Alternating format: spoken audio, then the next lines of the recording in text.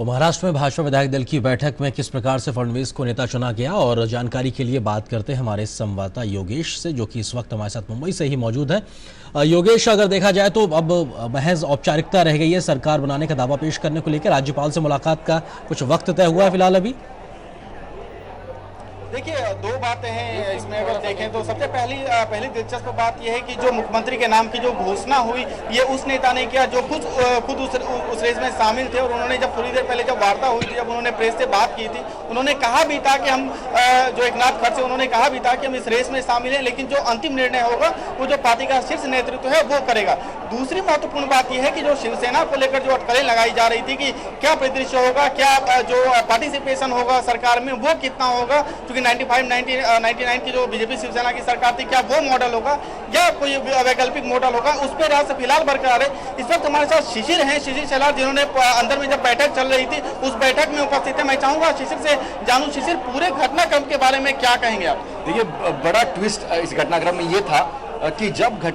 Meeting शुरू होने से पहले जब एकनाथ खड़से से मिलने गए तो एकनाथ खड़से जी ने ये कहा था कि मैं भी जो है एक सही उम्मीदवार हूँ, चीफ मिनिस्टर पोस्ट के लिए मेरी भी दावेदारी हो सकती है, लेकिन हमारे में कोई प्रतियोगिता नहीं है, हम एक दूसरे के वैरी नहीं है, हमें कोई दुश्मनी नहीं है, जाहिर सी बात है। और दूसरी बात, जो निर्णय पार्टी लेगी उस निर्णय पर सभी सहमत होंगे, ये उनका वक्तव्य था ठीक मीटिंग शुरू होने से पहले। तो ऐसे हालत में ये देखना था कि आखिर जिस प्रकार से सब लोग अगर नाम घोषित करते हैं तो उस नाम को समर्थन कैसे किया जाएगा, क्या सभी जो विधायक है वो समर्थन करेंगे इसको, और जो शीर्ष नेता है जैसे कि एकनाथ खड़से हो गए, सुधीर मुनगंटीवार हो गए, पंकजा मुंडे हो गई, कि या सभी नेता उसी नाम को तरजीह देंगे या नहीं देंगे, सबसे बड़ा सवाल था। तो जाहिर सी बात है, जब नाम घोषित हुआ तो पहला जो नाम प्रपोज किया था वही नाम प्रपोज किया था एकनाथ खड़से ने। तो जो भी दावेदारी मानी जा रही थी यहाँ पे कि एकनाथ खड़से खुद दावेदार है यहाँ पर, वो कहीं ना कहीं खत्म होती दिखाई दे रही है। दूसरी बात, सभी पार्टी एक साथ एक लाइन में खड़ी होती दिखाई इसलिए दे रही है क्योंकि पंकजा मुंडे हो चाहे सुधीर मुनगंटीवार हो, जो गडकरी कैंप में माने जाता है, उन्होंने भी दूसरा समर्थन इसको दिया, अनुमोदन किया उसका। पहला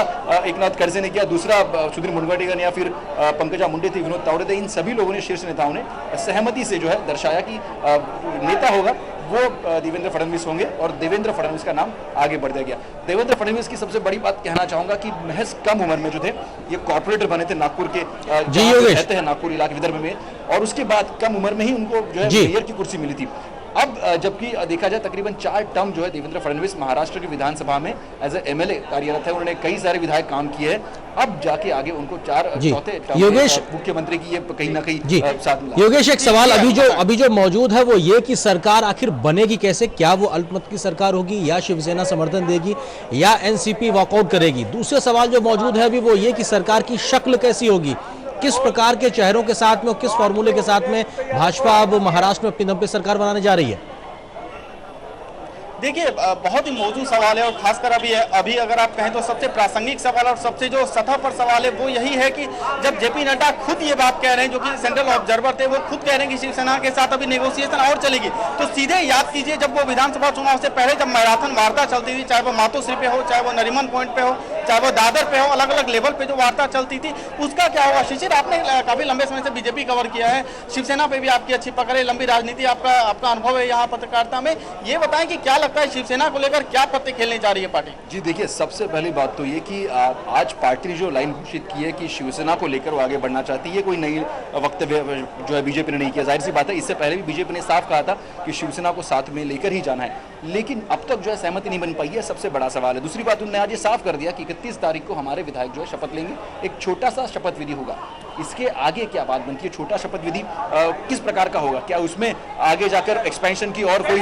बात हो सकती है, नहीं हो सकती, ये भी देखना होगा। आप देख सकते हैं मेरे पीछे जो है सभी जो नेतागण जो है इस वक्त आ चुके हैं। थोड़ी देर में यहाँ पर जो है संबोधन किया जाएगा, किस प्रकार से पूरा जो किस प्रकार से ये जो चुनाव प्रक्रिया है उसके बारे में चली थी, और देवेंद्र फडणवीस खुद यहाँ पर होंगे, और मीडिया से जो है देवेंद्र फडणवीस अभी खुद आ रहे हैं, वो मीडिया से बात करेंगे। इसके अलावा जो विनोद तावड़े और जो पार्टी के अन्य नेता है वो आप देख सकते हैं, वो हमारे पीछे हैं। तो कुल मिलाकर अभी एक संक्षिप्त प्रेस वार्ता का आयोजन होने जा रहा है यहाँ पे, उसके बाद चीजें और अच्छे से साफ हो पाएगी। बिल्कुल, आप इस तमाम घटनाक्रमों पर नजर रखिए, आगे भी आपसे अपडेट्स लेते रहेंगे। शुक्रिया फिलहाल योगेश इस बातचीत के लिए।